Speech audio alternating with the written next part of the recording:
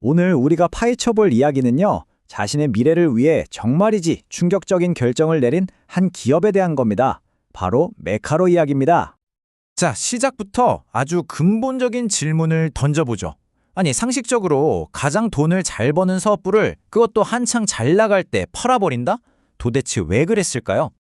이 과감하다 못해 무모해 보이기까지 한 선택을 이해하려면요, 시간을 좀 거슬러 올라가 봐야 합니다.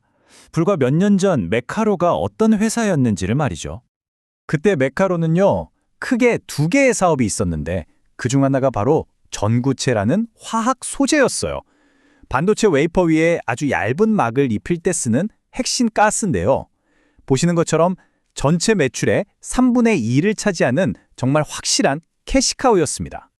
그런데 말이죠. 정말 모두의 예상을 뒤엎고 그들은 바로 그 사업부, 그 황금알을 낳는 거위를 독일의 거대 기업 머크의 통째로 팔아버립니다. 이런 과감한 수술, 당연히 단기적으로는 고통스러웠겠죠. 하지만 그 뒤에 정말 놀라운 부활이 기다리고 있었습니다. 캐시카우가 사라지니까 보세요. 2023년에 바로 85억 원의 영업 손실을 기록했죠. 하지만 불과 1년 만에 흑자로 돌아섰고 2025년에는 이익이 확 뛰어오릅니다. 이게 바로 그 유명한 V자 반등이죠. 이 극적인 반전이 뭘 의미하냐면요, 회사의 체질이 그냥 완전히 바뀌었다는 겁니다. 단순히 버틴 게 아니라 아예 새로운 수익 구조를 만들어내는 데 성공한 거죠. 그 결과가 바로 이 숫자입니다. 5.42%.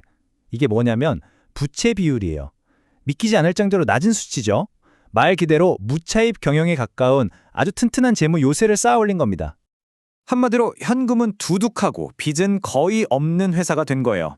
바로 이 튼튼한 재무 상태 덕분에 반도체 업계에 불어닥친 2023년의 그 혹독한 불황을 거뜬히 버텨낼 수 있었던 겁니다. 자, 이렇게 쌓여올린 재무적 요새는 이제 미래를 향한 발사대가 됩니다. 그럼 새롭게 태어난 메카, 과연 어디에 집중하고 있을까요? 메카로의 성장 전략은 이제 크게 세 가지 아주 강력한 기둥 위에 서 있다고 볼 수 있습니다. 첫 번째 기둥, 바로 중국입니다. 이 그래프 좀 보세요. 놀랍죠? 이제는 매출의 절반 이상이 중국에서 나옵니다. 중국이 반도체 자립을 외치면서 메카로한테는 이게 엄청난 기회가 된 거죠.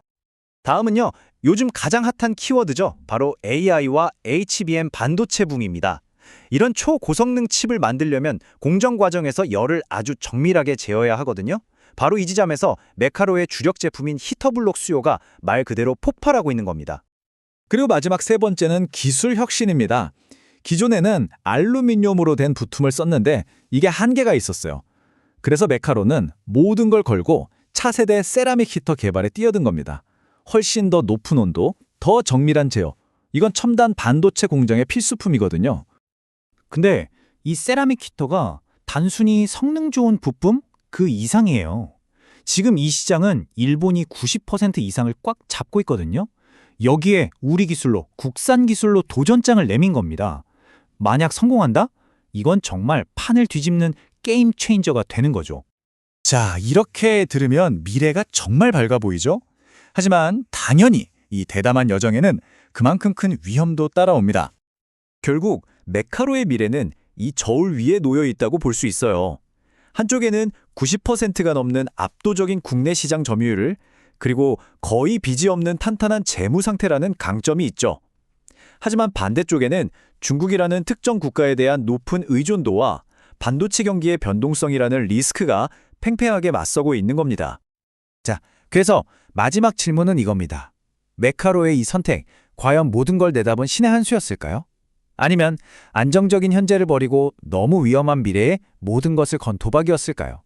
어쩌면 이 불사조가 진짜 하늘을 날기 위해서는 스스로 왕국의 일부를 불태우는 것 말고는 다른 방법이 없었던 건 아닐까요?